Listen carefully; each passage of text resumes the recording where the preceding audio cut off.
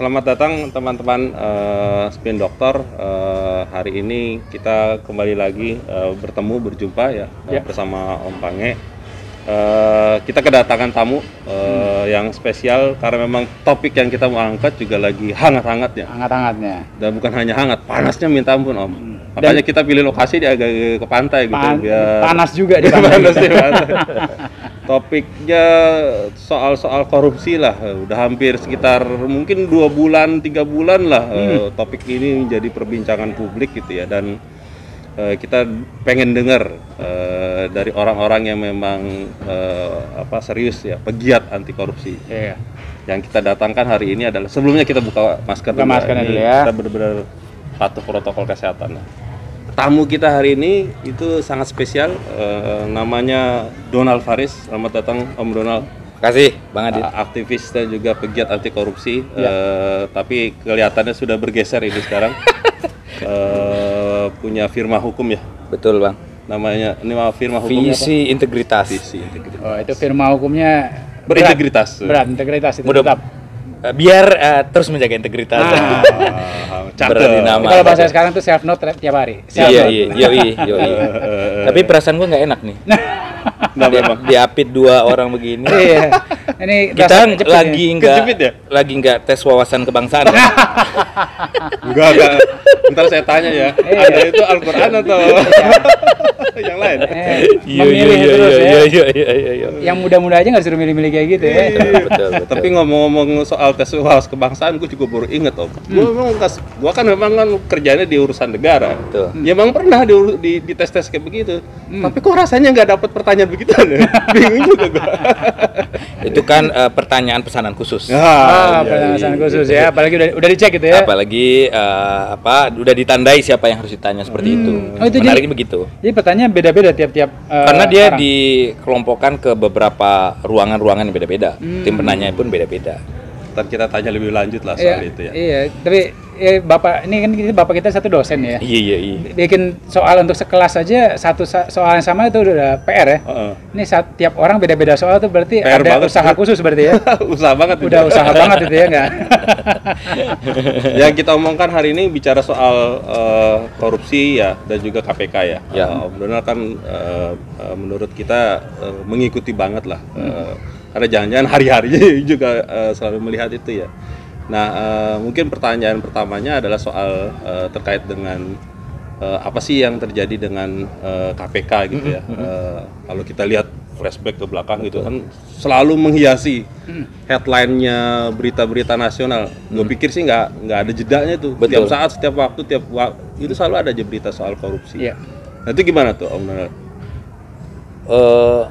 Memang 2-3 bulan terakhir Bang Adit, kita rame ya membahas isu soal KPK dan segala macam. Menurut kita ini klimaks dari banyaknya dan panjangnya agenda pelemahan terhadap pemberantasan korupsi. Kalau kita flashback ke belakang, karena Bang Adit ngajak kita ke belakang, itu kan sudah mulai diprediksi saat revisi undang-undang KPK. Yang momennya berdekatan dengan seleksi pimpinan KPK. Seleksi dulu, proses dulu revisi undang-undang KPK, kemudian pimpinan KPK dipilih. Salah satu materi pertanyaan kepada Capim KPK oleh Pansel dan oleh DPR RI pada waktu itu adalah, apakah Anda setuju tidak dengan revisi undang-undang KPK? Rata-rata yang lolos adalah, dan hampir semuanya, itu adalah orang yang setuju dengan revisi undang-undang KPK. Sorry, gue jadi ingat waktu urusan KPU itu juga sama tuh. Betul. Waktu itu calon komisioner KPU ditanya DPR, apakah Anda setuju atau tidak setuju soal yang ke Mahkamah Konstitusi? Ke Mahkamah Konstitusi. Kan waktu itu gue ingat juga, karena sama Bang Adit juga ikutan kita waktu itu ngawal. Ada presiden di mana waktu itu masyarakat sipil termasuk anggota KPU JR soal pembentukan PKPU yang harus dengan persetujuan DPR. Dan waktu itu anggota KPU nggak mau. Ada yang iya, ada yang enggak. Dan yang setuju dengan yang ikut JR nggak terpilih lagi kan. paketnya pada waktu itu. Tapi kita bicara KPK hari ini lebih parah dari itu kan. lebih parah lagi. Enaknya kalau ada pembanding tinggal bilang lebih parah atau lebih bagus. Itu maksud gua pengen ngeliatnya gimana gitu. Jadi mereka yang terpilih adalah mereka yang setuju dengan revisi undang-undang KPK. Dan terpilihlah paketnya, paket yang pada waktu itu orang sudah mempersoalkan, ada pelanggar etik, ada yang kemudian punya problem soal LHKPN, macam-macam waktu itu, Pange, Bang Adit. Dan terpilih, ya itu soal logik dalam politik yang memang berpikir KPK harus dikontrol secara politik. Karena 60% yang ditangani oleh KPK itu adalah aktor-aktor politik. Ya. Jadi pekerjaan KPK sampai hari ini tuh kebanyakan berinteraksi dengan korupsi politik. Karena memang dia, kalau kita bicara soal segitiga aktor korupsi, Bang Adit, selalu ada politisi, karena budget prosesnya kan dia, swasta sebagai pemodal pemberi uang, dan kemudian ada birokrasi. Selalu segitiga aktor yang terlibat itu adalah aktor-aktor itu saja. Jadi kalau kita menggunakan istilah ada trilateral relationship, hubungan tiga segi, dan aktor politik selalu ada di titik temu itu. Nah, ini yang nggak pernah dilakukan oleh penegak hukum lain. Dan lu jurnalis kan? Kapan lu dengar jaksa atau polisi OTT anggota DPR aktif? Baru sekarang. Hah? Baru sekarang ini setelah jaksa ini juga ditekan kan? Anggota DPR aktif loh, nggak ada. Menteri aktif nggak ada kan Bang Adit? Mungkin kejadian di level birokrasi di daerah ada kejadian. Sering. Kepala desa. Ada apa-apa. Kepala desa. Yang megang dana desa. Betul. Nah jadi ini udah diprediksi akan ada satu titik KPK dapat perlawanan kolektif secara politik dan pintu masuknya adalah melalui revisi undang-undang KPK. Artinya lu dan teman-teman pegiat anti korupsi itu proyeksinya apakah memang saat ini atau mestinya udah terjadi berapa tahun yang lalu? Yang tidak pernah terproyeksi kita adalah terjadi di rezim orang yang menerima Bung Hatta Anti Corruption Award. Berat ini. Berarti salah dong. Yang ngasih itunya salah dong. Kan udah dibilang cabut lagi dong Bung Hatta Anti Corruption Award-nya. Tapi nggak tahu deh senior kita. Lain lagi kan pertimbangannya kayaknya. Jadi itu kondisi yang terjadi hari ini, proses sampai dengan titik upaya untuk membuang quote and quote orang-orang yang selama ini diehardnya KPK. Orang yang selama ini kalau nanganin kasus itu dalam pandangan kita, termasuk juga banyak pemberitaan di media, tidak kenal dan tidak mau kompromi dengan aktor-aktor. Tapi sebenarnya gini, yang gue juga sebenarnya selalu bertanya-tanya ya, mungkin teman-teman pegiat anti korupsi juga selintingan-selintingan pasti dengar ya. Apakah desain ini itu memang direncanakan para politisi-politisi sejak lama gitu ya, untuk memang sengaja untuk pelan-pelan satu waktu KPK itu memang harus dikontrol gitu? Atau memang ini nggak disengaja aja gitu? Atau natural aja atau gimana? Dalam pandangan kita, Bang Adit, setelah kita lacak aktor yang terlibat, time frame mereka melakukan itu, kesimpulannya adalah ini sistematis mereka menyiapkan. Ini organize berarti ya? Organize, oke. Dan kepentingannya kan ketemu sebenarnya. Di eksekutif punya sejumlah masalah, dan ada menteri yang kena juga. Kemudian di sisi DPR mereka melihat udah puluhan anggota DPR yang terlibat. Kepentingannya sebenarnya ketemu, ketua DPR yang pernah terlibat. Jadi kepentingannya ketemu sebenarnya antara dua poros pembentuk peraturan perundang-undangan ini untuk menyatakan ya sudah KPK harus dikontrol. Maka pasal yang diatur adalah pasal KPK bagian dari eksekutif. Ini dua poros buat undang-undang berarti birokrasi eksekutif dengan legislatif. Maksudnya itu udah kompak ini di sini. Aktornya sulit mengatakan itu tidak terlibat. Aktornya terlibat. Berarti dari kedua branch of power ini itu ada yang punya kemampuan untuk menyetir dan udah klop mereka gitu. Kepentingannya ketemu. Sederhana itu aja. Kepentingannya ketemu soal KPK harus dikontrol. Maka muncullah kalau kita bandingkan dengan Undang-Undang 30 2002 dengan Undang-Undang 19. Ya. Kalau dulu KPK adalah lembaga negara yang dalam menjalankan tugas dan kewenangannya bebas dari kekuasaan manapun. Yes. Okay. Di Undang-Undang baru, KPK ada cabang kekuasaan yang berada di rumpun kekuasaan eksekutif. Cabang kekuasaan di bawah eksekutif. Di bawah eksekutif. Jadi makanya kemudian dia harus alih status kepegawaian. That's the point. Kalau ada yang nakal, tinggal mutasi kan, dan bisa kenanya, bahkan kenanya urusan administratif bisa. Betul. Jadi begitu mudah untuk mengontrol oleh kekuasaan. Karena Bang Adit paham betul lah. Kalau KPK dituding anggotanya main politik, tidak independen, bukankah problem di politik kita netralitas ASN itu disorot? Nah kan aneh logiknya. KPK dituding tidak independen, para penyidiknya bermain politik. Kalau diubah di ASN, padahal problem yang terpetakan adalah secara politik di pilkada, di pilpres, selalu yang disoroti adalah netralitas ASN. Jadi problem banget. Artinya kalau dia jadi ASN, dia masuk ke zona yang justru lebih mudah diintervensi secara politik begitu. Nih saya jadi ingat Bang Donald nih, pas dulu di teman-teman di pegiat anti korupsi itu kan, ini termasuk juga yang selalu punya tagline yang kece-kece nih, yang keren-keren dulu. Betul. Saya ingat banget dari zaman pas Cicak Buaya, salah satu tagline lain yang muncul atau slogan-slogannya corruptors fight back gitu. Yeah. Itu mengena kemana-mana gitu. Tapi saya pertanyaan bukan itu ya, Pak. Saya bertanya untuk semua pegiat anti korupsi dengan segala macam ini, kayak tadi kan ini terstruktur, terorganisir, nggak capek-capek Bang belain KPK Bang. Ini nafas beliau-beliau nggak capek-capek belain KPK gitu. Gue merasa begini loh Bang Adit. Kan atau sudah mulai terbiasa Bang? Gak gini juga, gini Bang Adit. Dulu gue 10 tahun di ICW ya, ngerasa reform itu penting dilakukan di sektor penegakan hukum. Ini yang gue rasa ya Bang Adit. Reform itu penting dilakukan di sektor penegakan hukum. Ketika gue geser jadi praktisi, itu sebuah keniscayaan benar-benar yang dibutuhkan. Oke. Kenapa sederhana aja Bang Adit? Ketika lu praktisi, kayak gue lawyer misalnya sekarang. Dulu gue teriak reformasi pengadilan, walaupun gue belum lawyer. Tapi sekarang itu kebutuhan. Lu gimana lu? Percuma lu paham hukum, sementara lawan lu paham hakim.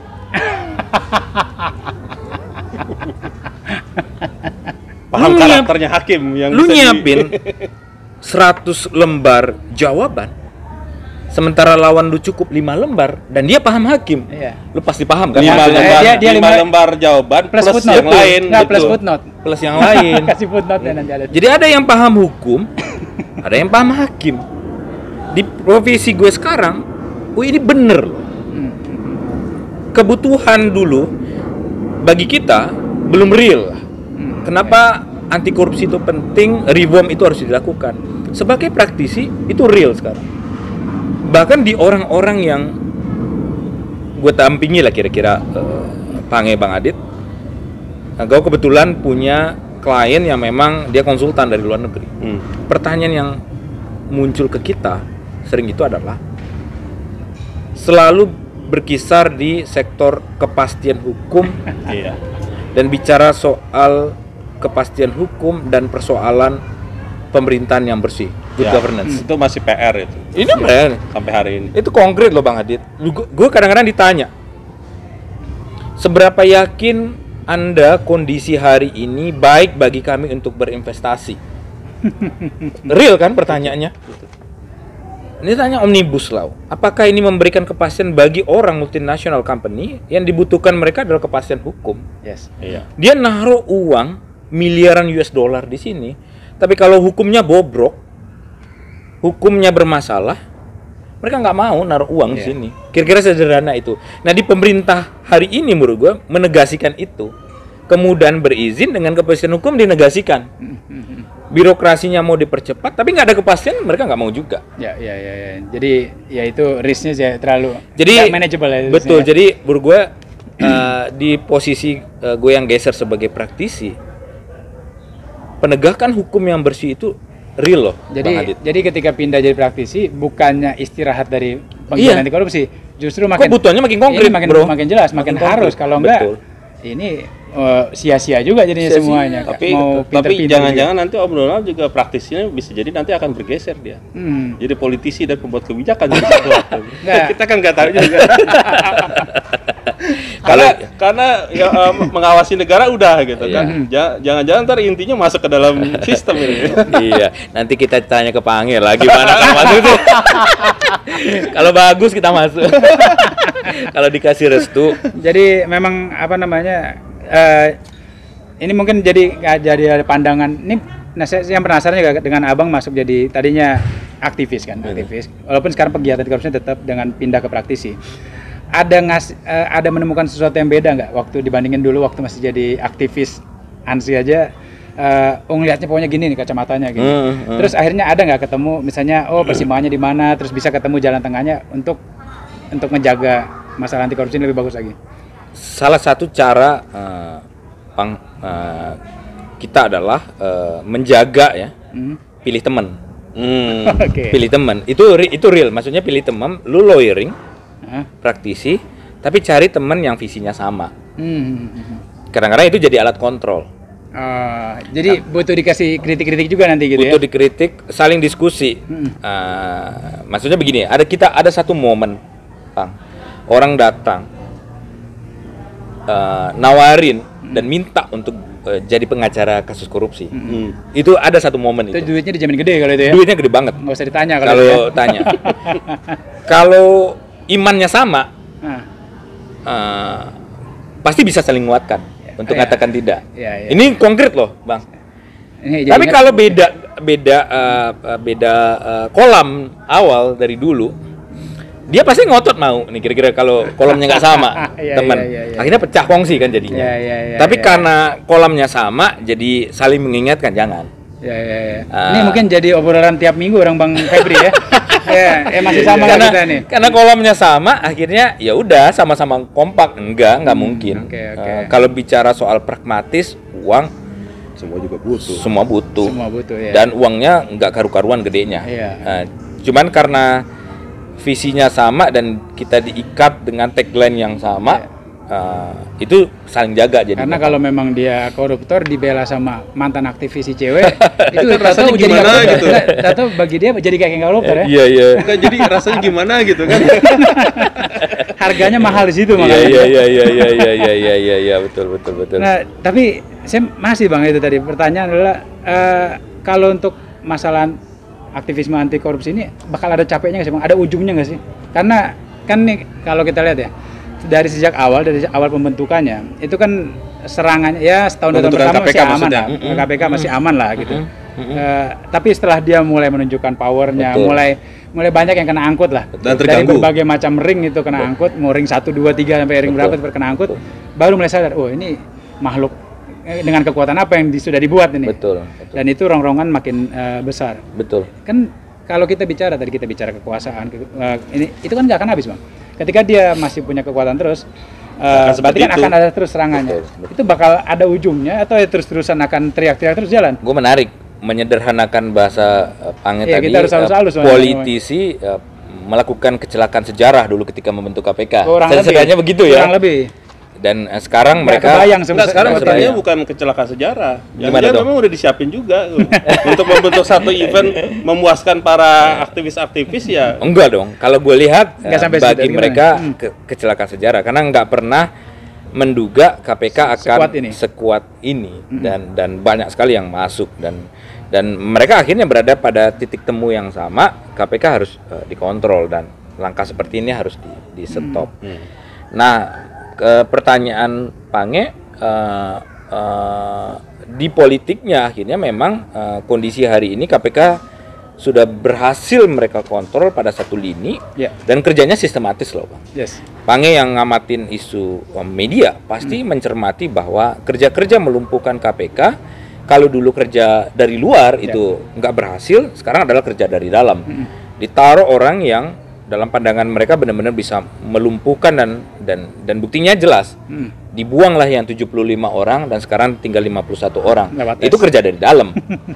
Kerja dari luar muncul narasi-narasi seperti KPK Taliban, KPK kelompok pro kesana. ada penyidik KPK yang sengaja melindungi aktor politik tertentu. Itu narasi itu kan diciptakan dan inline dengan kelompok-kelompok yang grouping politiknya. Jadi mudah sekali membaca klaster-klaster politik yang melakukan narasi yang sama untuk menyerang KPK.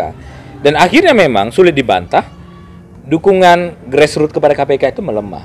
Karena dia dibelah dengan narasi kelompok pro pemerintah, kelompok politik ini, politik itu. Sorry, tak potong. Dukungan grassroots itu memang seberapa penting buat KPK? Karena KPK atau tidak memang dibutuhkan di awal-awal. Karena KPK tidak dukung secara politik dari atas, maka dukungan bawah menjadi penting, jadi penyangga kan Bang Adit. Logiknya begitu. Karena dia tidak didukung dari atas, di bawah jadi penyangga. Dan rata-rata kan memang kalau kita baca komparasi pemberantasan korupsi, sektor politik itu tidak akan pernah mendukung secara full gerakan anti korupsi. Di negara lain juga begitu. Di negara lain juga seperti itu. Kita banyak contoh seperti Hong Kong, kemudian Korea, macam-macam, Singapura, CPIB, Badan Anti Rasuah, macam-macam. Selalu dukungan civil society itu menjadi penting. Nah, di Indonesia kan agak banyak menyimpang sekarang. Bahkan ada pula civil society watch sekarang kan. Bukan state yang di watch, tapi civil society-nya yang di watch. Jadi ya negara yang memang berada dalam taraf kondisi sedang melucu-lucunya. Sedang lucu-lucunya. Jadi dan berarti dengan kondisi seperti ini, nah saya yang penasaran lagi lanjutannya tadi Bang. Ketika tadi politisi bisa dibilang melakukan kecelakaan sejarah. Berarti kan kalau sampai ini dulu ya pas pembentukan di awal lah. Iya. Dengan undang-undang KPK yang di awal itu dan pembentukannya. Nah, sekarang kalau sampai dia misalnya ya bisa dikontrol atau misalnya sampai rusak sampai apa? Betul. Itu berarti kalau logikanya kalau sesuatu terjadi kecelakaan sejarah itu jarang bisa keulang lagi. Berarti gimana? Mungkin kalau yang sekarang jadi lemah, akan susah kita dapetin sesuatu yang bisa lebih jadi kuat lagi. Gimana, Betul. Bang? Kalau baca sejarah ya, dari zaman Soeharto kan memang sudah ada badan-badan ad hoc yang bekerja untuk anti korupsi. Ya. Ada TGTPK, tim gabungan pemberantasan korupsi, kemudian yang memang dibentuk dasarnya Kepres dan Perpres pada waktu itu. Kalau baca histori ke belakang. Paling tidak ada 10 lembaga. Tapi bentuknya pada waktu itu tidak independen. Yang benar-benar independen dan by law di level undang-undang adalah KPK. Dan itu memang tuntutan sejarah kan sebenarnya KPK itu dibentuk. Nah, dalam sejarah negara Indonesia paling kuat, paling independen selama ini itu memang adalah KPK. Dan saya memang cenderung sanksi akan terjadi repetisi seperti KPK hari yang dulu. Yang kita baca fasenya adalah KPK dulu dengan KPK sekarang. Maksudnya kalau boleh tahu kurun waktu apa yang kita bilang terbaiknya dari kinerjanya KPK itu? KPK yang relatif bagus sampai kapan? Yang relatif bagus itu Bang Adit sejak KPK dibentuk melalui Undang-Undang 30 2002 dan mulai bekerja di tahun 2003 sampai dengan KPK sebelum revisi Undang-Undang KPK. Jadi 2003 ada 3 sampai 2019. Jadi time frame-nya jelas. KPK dulu dan KPK meskipun sekarang. Di kurun waktu itu juga sebenarnya banyak hal yang ada naik turun tapi masih betul. Ada naik turun. Ada fase kalau kita baca penindakannya turun drastis, tapi turun drastisnya terjadi pada fase kriminalisasi terhadap pimpinan KPK pada waktu itu. Menurut gua gini ya, ini perspektif gua sebagai orang yang ngamatin politik nasional ya. Konteksnya itu memang di akhir masa jabatan Jokowi itu yang tadi seperti kita sudah lihat ya. By design itu kesepakatan politik tuh banyak terjadi. Koalisi-koalisi pemerintahan itu ngumpul jadi satu kan. Dan agenda salah satunya memang kan itu soal revisi Undang-Undang KPK dan juga Ombudsman lo gitu. Dan bisa jadi memang ini agenda setting yang udah disiapkan gitu. Gak ngerti apakah kemudian pertanyaannya adalah KPK itu mau benar-benar dilemahkan atau memang mau dihancurkan atau mau dibikin status quo aja. Itu yang kita juga nggak ngerti juga apa yang dimaui gitu ya sama para politisi yang pegang kuasa di eksekutif dan legislatif. Betul. Menurut gue cara berpikir mereka organnya sudah di bawah kontrol. Tapi kalau ada orang-orangnya di dalam yang ditandai sebagai kelompok yang tidak bisa dikontrol. Dalam pandangan saya mereka belum sepenuhnya merasa aman, Bang Adit. Okay. Buktinya kita punya alat verifikasi. Kasus Harun Masiku, kasus Bansos. Setelah 2019 ya? Setelah 2019, kasus Harun Masiku, kasus Bansos, dan kemudian kasus Kementerian Kelautan dan Perikanan (KKP). Dalam berpikir mereka, pasca revisi Undang-Undang KPK, situasinya sudah berubah drastis, nggak mungkin lagi OTT. Itu kan kelihatan Bang Adit Pange, seberapa vulgarnya mereka mengatur kuota bansos dan seberapa vulgarnya mereka minta uang melalui sambungan komunikasi. Karena mereka berpikir kan KPK udah habis. Udah nggak pakai kata-kata kode-kode lagi. Nggak kode-kode lagi. Kalau dulu ada apel. Maksudnya perilakunya para aktor sendiri ketika melakukan sesuatu itu udah berbeda gitu. Ketika di OTT gitu. Maksud saya begini, Bang Adit. Sejumlah politisi berpikir pasca revisi undang-undang KPK itu endgame, totally endgame. Udah hopeng lah ya.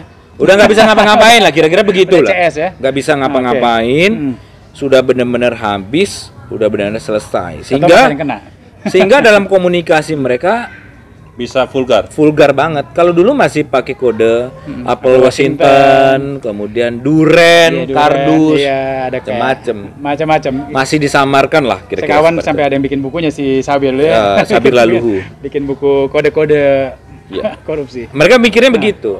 Tapi ternyata enggak. Sampai pada satu titik ada sejumlah OTT yang di luar dugaan mereka. KKP, kemudian Bansos. Yang paling mengagetkan itu sebenarnya Bansos, dan perlawanan terhadap KPK yang paling besar sampai dengan hari ini salah satunya karena Bansos. Setelah kita identifikasi. Ini ngasih kode juga berarti, kode arah gitu. Bansos ini gede, kira-kira uang bancakannya untuk DKI saja 6 triliun lebih. Baru untuk DKI. Untuk seluruh Indonesia itu luar biasa. Kita amati saja persidangan, nggak puas si sang menteri itu dikocok ulang lagi jatah Bansos nih. Jadi mereka berpikirnya begitu, udah selesai, udah end game di tahun 2019. Ternyata enggak, ada faktor lain yang mengagetkan mereka. Dan setelah mereka identifikasi, oh ternyata mereka masih bisa kerja karena ada figur-figur A, B, C, dan D yang ditandai sebagai Taliban. Makanya itu ditargetkan. Dan itu yang harus dihabiskan. Jadi sekarang bisa dibilang mereka udah TO ya, target operasi berarti ya. Dan ini kan bukan pernyataan gue, bro. Pernyataan salah satu orang yang ditunjukkan list nama ini yang ditargetkan. Mau kayak apapun pertanyaannya, mereka tetap harus nggak lolos. Sama kayak politis sekarang, Teh Botol Sosro. Mau siapapun capresnya, cawapresnya dia. Itu kan logik yang dipakai kan. Jadi misinya gitu, gua nggak peduli cara lo apa. Betul. Ganti ini. Nggak lolos. Biar enak kita sambil inilah ngopi dulu lah. Ini kita makin lama makin seru ini. Ini kalau Om Donald dia apa namanya? Energinya tuh kalau udah bicara anti korupsi, makanya tadi saya nanyanya mau sampai kapan? Nggak capek-capeknya karena energinya dahsyat. Ini kita sambil ngopi dulu. Sambil ngopi dulu ya. Kita siapin dulu deh. Ini sambil ngopi, kita lagi ini suasana ini mulai adem, nggak tahu. Tadi sebelum Om Donald datang itu panas. Sekarang udah adem. Kalau panasnya di dalam. Panasnya di dalam. Luarnya agak adem, panasnya di dalam. Nyerah ini, nyerah langit lautnya ini. Ya kita siapin dulu kopinya ya. Sambil ngopi ya. Gilus Mix, gue pegang gula aren. Lu apa Om? Pandan. Ini pandan. Ingat sekali beda-beda mulu kita. Pasti ada gula aren juga. Iya, kita tuang ya. Gilus Mix memang punya variasi rasa yang cukup beragam lah. Ini tetap kopi hitam ini Om. Kopi hitam ini. Ini tetap kopi hitam, tetap pakai ampas, tapi ampasnya cepat turun. Ampasnya cepat turun. Gampang diaduknya juga. Rasa macam-macam, di mana-mana ada. Kalau gue lihat harganya nggak bikin miskin ini.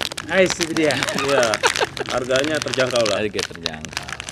Jadi kalau minta tolong orang juga dia masih bisa pegang kembalian, Om. Iya. Kita aduk biar kelihatan ampasnya cepat turun. Itu banyak juga ya. Tapi gula nggak begitu banyak aman. Buat orang yang nggak biasa ngopi, katanya sih ini kopi yang bagus lah, nggak bikin cepet kembung. Ini cepet turunnya ini dia. Cepet turun. Biasa langsung diseruput. Ini bisa kita beli di Indomaret, Alfamart. Kita cobain dulu. Gue jadi ingat tadi gue mau minum, Om Donald pakai doa dulu. Gue langsung ngulang jadinya. Tapi jangan dibilang gue Taliban juga kalau Nah, itu dia. Kadang-kadang susah sekarang. Susah. Sangat judgmental jadinya ya. Betul. Apa indikator Taliban dari sisi fisik? Nggak ada juga kan? Jenggot palingan. Tapi jenggotnya dipotong. Semua juga Kalau Mainnya gitu kan, mainnya gitu kan, main fisik. kalau Label-label karena jenggot Label-label dan segala itu. macam, labeling itu memang dipakai. Iya, Jenggot dan segala macam. Kalau begitu kita bisa simpulkan juga dong, Bapak salah satu pimpinan partai yang jenggotnya luar biasa, penuhin wajah. Semua Taliban tahu, juga dong. koordinator Taliban. Iya. Koordinator udah kayak perkumpulan apa, pakai chapter mana gitu ya. Gue nggak pernah dia disebut sebagai bagian dari Taliban, padahal jenggotnya kemana-mana kan. Iya. Bajunya hitam lagi kan. Selalu lagi hitam kan. Iya, betul. Berapi-api terus. Berapi-api. Tapi soal ngomongin soal tes TWK itu memang menarik ya, karena gue kan juga dulu, gue pernah cerita dulu sama Om Pange. Gue pernah dites KPK Om. IM berapa ya? IM 3 atau IM 2 lah. IM itu Indonesia memanggil. Indonesia memanggil. Ya, waktu itu gue merasa ya setelah lulus kuliah S2 ya, ada lowongan untuk peneliti waktu itu. Ikut tes tuh, tesnya memang cukup panjang ya. Betul. Dan yang menyelenggarakan tes kan dari LPPM eksternal ya, bukan KPK sendiri yang mengadakan. Dan anehnya waktu ikut tes itu kan tes terakhirnya itu bukan wawancara Om, tapi kesehatan medis. Ya. Nah, gue inget banget, makanya kemarin gue share ke teman-teman di grup. Ini Om Novel ini bilang kita perlu tahu TWK rekam medis. Gua gagal di kesehatan. Gua minta itu persoalan rekam medisnya, nggak dikasih Om. Jadi I feel you Om Novel. Urusan begituan. Pasti disclaimernya ini hasil tidak boleh diganggu gugat. Iya, makanya. Padahal gue pengen tahu gue sakit di mana di urusan kesehatan, tapi kemudian kenapa nggak lolos gitu kan? Nah, masalahnya yang di KPK itu sekarang bukan jasmaninya yang dia nggak masalah, rohaninya yang dia nggak masalah. Ini yang berat kan, rohaninya yang dia nggak masalah. Memang tesnya itu buat gue sih surprise ya, beda sama tes lembaga pemerintah lain yang dia udah punya sesuatu yang baku ya. Setelah ikut tes KPK kan gue juga ikut tes yang buat masuk UI gitu ya, itu buat gue memang beda. Jadi gue percaya itu outputnya memang jadi sesuatu yang berbeda. Betul. Jadi yang diceritain banyak orang di media-media itu soal proses itu, ya gue merasakan tesnya itu memang sesuatu yang berbeda. Nah setelah itu kan mereka di training kan, di Kopassus dan Batu sebagainya. Jajar, Kopassus. Itu menurut gue sih proses yang kalau mau menjadi sesuatu yang sangat nasionalis ya harus melewati itu ya. Betul. Gitu. Dan ngeliat fase itu kan. Iya. Dan memang banyak yang bercerita tes masuk KPK dulu dalam kondisi tidak hari ini itu Tapi jauh lebih itu tes tes KPK itu terakhir tuh kapan ya? Tahu nggak Om Doda? Setiap tahun itu ada Indonesia Kayaknya memanggil. nggak setiap tahun deh. Hampir setiap tahun itu ada Indonesia memanggil. 2019 setelah itu ada tes lagi nggak? Kayaknya nggak ada deh. Kayaknya setelah itu tidak ada lagi memang. Karena dia mau alih status dulu kan. Betul sekali, dia mau alih status dulu. Baru setelah itu dia akan ada kebutuhan kepegawaian berapa untuk direkrut melalui Kebutuhan mekanisme formasi. Tapi ASN. di sisi penyidik turnover itu terus terjadi karena Dari memang kepolisian dan mereka kejaksaan. berasal dari kepolisian dan kejaksaan. Dan itu kan by request. By gitu kan. request. Itu lain hal itu. Tadi bedanya apa yang dulu sama yang sekarang untuk tesnya tadi? Tes dulu, saya banyak berinteraksi dengan teman-teman yang Dapat cerita ya. KPK dulu. Bagaimana beratnya seleksi dibanding dengan seleksi ASN. Jadi kadang-kadang kan lucu juga. Seleksi KPK Indonesia memanggil itu lebih berat daripada seleksi ASN. Nah, tetapi ada yang sudah lolos jadi anggota KPK, penyidik KPK nggak lolos jadi seleksi ASN. Itu problem pertama. Dan kemudian dihadapi hari ini yang menurut saya semua orang sudah tahu, orang-orang yang biasa mengajar wawasan kebangsaan Ada yang nggak lulus. seperti Pak Giri nggak lolos tes wawasan kebangsaan. Ditantanglah pimpinan KPK Firly Bahuri, ayo kita debat tes wawasan kebangsaan, dan salah satu jurnalis nasional pada waktu itu siap menjadi moderator dan memfasilitasi. Dan yang nggak pernah hadir, yang bersangkutan, untuk bisa menunjukkan bahwa dia punya wawasan kebangsaan lebih bagus daripada pegawai yang tidak lolos. Ini problem menurut saya. Jadi dari segi by law, karena background saya hukum, Bang Adit dan Pang, itu udah clear bahwa undang-undang bicara soal alih status, putusan Mahkamah Konstitusi uji material menyebutkan bahwa alih status pegawai KPK tidak boleh merugikan hak-hak pegawai itu sendiri. Sekarang pertanyaan mendasarnya, apa makna merugikan? Merugikan itu salah satunya realnya adalah ketika mereka sudah jadi pegawai KPK, kemudian alih status menjadi ASN dan dianggap tidak lulus, itu kan bentuk merugikan secara konkret dan nyata kerugian itu. Yang problem itu kemudian di publik kan akhirnya banyak pandangan terbelah ya. Jadi ada yang kemudian orang yang menganggap bahwa 75 orang ini adalah ya tadi yang seperti Om Donald bilang. Tapi ada orang juga yang beranggapan bahwa 75 orang ini masa dibandingkan 1400 ya. Kok kesannya maksa banget gitu loh, pengen untuk mendapatkan tetap pekerjaannya gitu ya. Apa nggak ada yang lain atau gimana gitu ya. Padahal itu sekian persen, 5% dari ini. Nah itu gimana tuh ngelihatnya? Kan orang juga kan beranggapan ya kalau nggak lolos ya udahlah, terima apa adanya aja kali. Gitu. Gue mau analogikan kalau jembatan itu punya 1000 sekrup. Kalau 5% saja sekrupnya hilang, potensi jembatan itu roboh muncul. Satu. Jadi bukan berarti yang lain nggak perlu. Bukan yang nggak perlu. Itu analogi sebuah bangunan, termasuk juga mobil. Nah kalau gitu gini deh, pertanyaan lain. Dari 75 itu, ini skrup-skrup yang besar atau skrup-skrup kecil banget? Ini skrup besar di siku-siku masalahnya. Jadi yang 1400 itu skrup-skrup yang kecil-kecil banget gitu? Dan dia saling menopang sekalipun itu hilang. Dan yang kedua, problem yang paling nyata menurut gue, demoralisasi. Itu nilai yang sulit untuk diabaikan. Jadi demoralisasi karena artinya 75 yang terpengaruh semuanya. Terpengaruh semuanya. Sekarang aktor politik yang sedang melakukan ini dan menggunakan tangan-tangan tertentu di KPK, pasti menurut saya udah paham semuanya siapa tangannya dipakai itu, adalah mau ngasih pesan demoralisasi.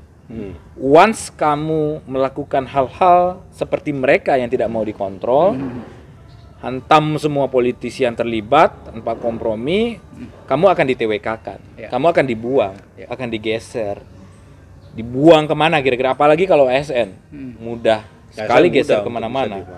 Jadi aktor politik yang bekerja melalui tangan-tangan tadi sedang memberikan pesan, kalau kamu tidak mau berkompromi, kamu akan dibuang, disingkirkan.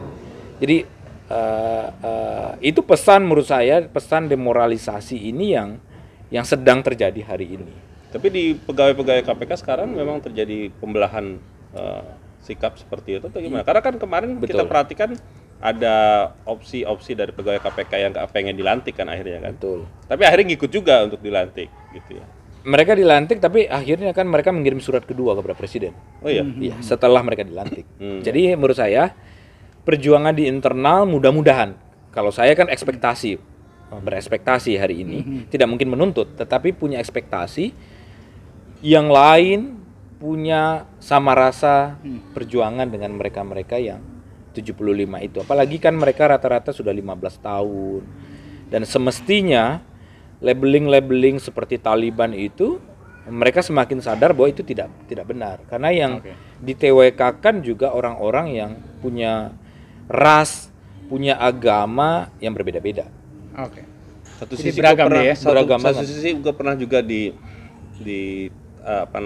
ditanya gitu ya sama teman-teman untuk melihat konteks ketika KPK hari ini dengan yang KPK yang kemarin, secara organisasi tentu pasti akan berbeda. Ketika misalkan kondisi yang sudah ASN dengan undang-undang yang baru, maka logikanya adalah dia harus patuh kepada birokrasi, satu arah, satu komando, itu clear. Sehingga kemudian ketika dengan status yang seperti itu, maka kemudian ketika lu merasa harus memberontak, itu aneh di dalam birokrasi. Betul. Ya kan? Betul. Semuanya Nah, kondisi itu kan kalau gue jujur juga bertanya-tanya gitu ya. Ketika misalkan teman-teman KPK seluruhnya pegawai itu sebanyak termasuk yang digagalkan itu atau yang mau diberhentikan, itu menjadi bagian dari itu, dan secara birokrasi kan juga harus paham dan patuh soal itu. Betul. Tapi ini kan melakukan penolakan, perlawanan. Nah, itu gimana gitu? Karena logika politiknya setelah undang-undang baru, ini organisasi adalah birokrasi yang berbeda dengan KPK yang sebelumnya. maka dia harus patuh dan taat sama organisasi itu. Itu gimana tuh obrolannya? Itu kan kondisi yang juga secara de facto itu kan terjadi ya, tapi ini kan kemudian ya ada skenario yang didorong untuk kemudian yang enggak ini ya sudah. Ini problem klasik birokrasi saya menurut Bang Adit. Kultur kita itu tunduk dan patuh kepada atasan. Kultur birokrasi kita diciptakan seperti itu. Bukan patuh dan tunduk kepada aturan. Jadi kadang-kadang pegawai di sektor manapun kita sebut sadar atasannya salah karena hukum, tapi karena doktrin tunduk kepada atasan, itu menjadi masalah. Di KPK semangat yang selama ini dikembangkan adalah tunduk itu bukan kepada atasan, tapi tunduk itu kepada aturan. Karena konstitusi kita kan bilang Indonesia adalah negara hukum. Tunduk itu kepada aturan, maka budaya egaliter itu terbangun. Pimpinan dan penyidik itu bisa berdebat. Menurut penyidik unsurnya belum terpenuhi, tetapi menurut pimpinan unsurnya sudah terpenuhi pidana korupsi. Jadi dialektika itu terbangun sebenarnya. Saya yakin dan percaya hampir seluruh dan sebagian besar birokrasi kita tidak menciptakan hal itu. Dan patronase birokrasi seperti itu terbangun di Indonesia. Karena KPK adalah organisasi baru. Betul, KPK adalah organisasi baru dan berhasil melawan kultur yang salah seperti itu, kultur birokrasi. Kementerian lain yang nggak bisa. Dan sekarang itu yang berusaha ditekan. Dan itu yang coba ditekan, perilakunya diubah, kultur dan budayanya diubah, dan hasilnya ada penyidik yang kemudian main perkara. Saya tidak berprasangka. Tapi menurut lo itu adalah penyidik yang barusan diproses itu hanya satu atau banyak dalam konteks sekarang? Ini pertanyaan akan sangat spekulatif kalau gue jawab ya, Bang Adit. Tapi gue percaya begini, di KPK itu selalu yang kita dorong dari dulu adalah rekrut penyidik independen. Ya.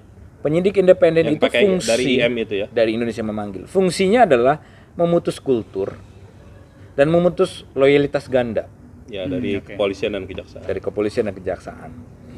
Nah, hari ini nggak ada lagi rekrutmen penyidik independen, dan penyidik dari asal usul yang dari polisi dan jaksa tetap jalan dan makin banyak.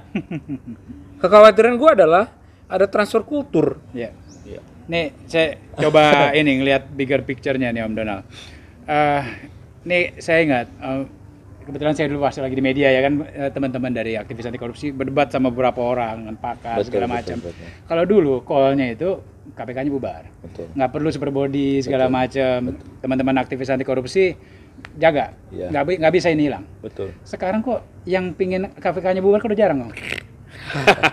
Itu aneh loh, maksudnya kan harusnya nih ya, kalau kita bicara kalau kita pingin hancurkan sesuatu, misalnya ada orang yang hancurkan sesuatu, saat mau hancurin itu adalah saat terlemahnya dia. Misalnya teman-teman aktivis anti korupsi bilang ini saat terlemah nih. Kok yang mau ngancurin pada hilang? Ya, dan sekarang Pang, yang paling lucu lagi adalah ada reposisi peran. Ganti peran ini. Iya, antagonis jadi protagonis, balik-balik. Contoh yang konkret, Pang. Yang paling konkret Bang Adi juga ngikutin. Dulu yang paling sering mengkritik KPK dan menyatakan KPK tidak profesional, KPK macam-macam tudingan-tudingan secara politik itu adalah para politisi, apalagi yang di Senayan. Nah, sekarang masyarakat sipil, LBH, ICW, Kontras yang teriak KPK yang tidak independen dan macam-macam. Dulu yang melaporkan laporan pimpinan KPK itu kepada penegak hukum lain sehingga terjadi kriminalisasi adalah ormas, NGO dan lain-lain. Sekarang yang melaporkan pimpinan KPK ke kepolisian adalah aktivis anti korupsi seperti ICW dan lain-lain. Jadi kadang-kadang kita lucu-lucu, memang dunia ini berputar, peran itu berganti, dan yang dulu menyalahkan KPK sekarang membenarkan KPK apapun. Iya, dengan karena perubahannya juga. Karena perubahan juga. Jadi kalau gitu sekarang pertanyaan paling pentingnya adalah KPK perlu dibubarkan atau tidak ini, Om Donald? Gimana? Menurut saya, kalau KPK dibubarkan, diruntuhkan seperti apa yang ditulis oleh Zainal, Jeffrey Winter, Lidl dan lain-lain, mereka bilang pemberantasan korupsi harus memikirkan tanpa KPK atau KPK diruntuhkan dan dibangun ulang. Problemnya kita nggak tahu ini generasi politisi kapan, di pemilu kapan yang akan membentuk KPK seperti ini, seperti kondisi ini. Jadi berat menurut saya. Jadi justru masyarakat sipil, KPK, penyidik, orang-orang berintegritas itu kalah beberapa kali pertarungan, tetapi di pertarungan terakhir mempertahankan benteng terakhir yang penyidik sebanyak 51 orang ini harus hukumnya tidak boleh kalah. Nah, kalau kalah mereka tergusur, memang kita harus berpikir bagaimana meletakkan KPK dalam peta besar pemberantasan korupsi ke depannya. Jadi ini mau nggak mau tetap harus dijaga, tapi ya karena tadi ya kalau balik kita di awal, ini kecelakaan sejarah. Jadi politisi sekarang pasti sudah punya pembauan juga kalau wah ini kalau ini jadi kayak KPK lagi nih, kalau misalnya dibubarin dulu terus bangun lagi, nggak akan kejadian lagi. Jadi yang ada ini dijaga. Ya, kalau dibuat status quo juga akan endurance-nya juga nggak akan bisa mudah ditebak juga. Betul. Daya tahannya kan orang-orang berpikir itu ya kalau dia nggak ada upaya menangkap, artinya dia nggak ada kerja. Jaksa nggak ada penuntutan. Penyidik tidak ada proses penyidikan, tidak ada proses pemberkasan, nggak ada kerjanya dong. Kalau gitu ya harus dibikin pakai KPI. Indikator performance-nya itu saya sanksi itu bisa dilakukan. Yang bisa bikin siapa? Pimpinan hari KPK kan udah jadi birokrasi yang seperti itu, berarti harus bisa memenuhi KPI dong. Berapa target OTT, target OTT dalam setahun berapa itu kan? Nanti muncul daftar absen kayaknya. Anggarannya kalau nggak terserap Om. Jadi itu problemnya menurut saya, Bang Adit. Kita sanksi perbaikan. Jadi seperti salah satu film hari ini, apakah itu akan jadi endgame? Kita sendiri yang menentukan dalam beberapa hari ini. Mahasiswanya Bang Adit, mahasiswa semua, menurut kami penting menonton dan memikirkan apa yang bisa dilakukan untuk memperjuangkan tembok terakhir itu. Misalnya. Karena kalau begitu ini runtuh, ini air bahnya menggulung-gulung langsung ya. Nggak bisa lagi ngapa-ngapain. Nggak bisa lagi, dan itu benar, kalau udah air bah udah masuk, udah air setinggi kepala, semuanya kelihatan rata aja ya. Iya. Teman-teman, bukan hanya Bang Donald, teman-teman pegiat anti korupsi, walaupun Bang Donald udah jadi praktisi, dan ini terjawab juga. Capeknya ya kalau kami capek nanti ya. Capeknya rubuh ini. Nggak ada akhirnya Om. Rubuh, jadi ya nggak boleh capek ya. Karena sebagai praktisi, itu kebutuhan sekarang. Ya. Karena ya, lu mau sidang, tetapi pengacara lawan lebih paham hakim. Nggak perlu bicara soal paham hukum, lu kalah. Kayak apapun bela klien lu pingin, jadi itu kebutuhan sebenarnya. Lu pengennya selesai urusan di meja sidang, bukan di meja lain. Bukan di meja lain atau di bawah meja, kan begitu kira-kira. Nah, ini kebutuhan real, dan sebenarnya di advokat bersih, kebutuhan real itu ada, Bang Adit. Itu ada loh, dan sangat dibutuhkan sebenarnya. Dan lawan kita tentu adalah advokat-advokat yang selama ini nyaman karena dia lebih paham hakim daripada paham hukum. Jadi nggak perlu lagi anak hukum itu kira-kira akan diketawakan, nggak perlu lu paham aturan. Itu cuma di bangku kuliah doang. Itu cuma di bangku kuliah, dan menurutku itu akan ironi. Tutup saja fakultas hukum kalau itu itu terjadi. Jadi Dewi Keadilannya nggak usah pakai tutup mata lagi ya. Oke, makasih banyak nih. Makasih Bang. Om Donald nih buat ngobrol-ngobrol. Misi kita juga biar tadi kenapa kita komporin terus Abang masalah semangatnya, biar semangatnya nyampe kemana-mana. Betul, penting banget. Gitu. Dan tadi kalau hanya sedikit ya cepat habis, minimal kalau ada yang satu lagi istirahat dulu lagi perang kan, hanya perang kan ganti-gantian, istirahat sebentar, yang lain dia tetap bangun, jangan sampai habis semuanya. Endurance-nya itu harus dijaga gitu. Jadi kita kan berharap bahwa yang menonton kita terutama dari generasi muda juga paham situasi politik kita yang gonjang-ganjing dan segala macamnya. Ini ada orang-orang yang sangat serius mikirin pemberantasan anti korupsi, dan sama juga kita support terus. Dan juga ada yang sangat serius untuk biar pemberantasan ini berantakan. Sangat serius untuk tidak salah satu politisi kemarin ya. Bapak Presiden itu benar-benar serius dalam pemberantasan KPK ya, kan salah satu politisi. Pemberantasan KPK. Sempat viral kemarin kan. Padahal Pak Presiden aja udah bilang ya, tetap dilantik ya, tetap aja. Ya.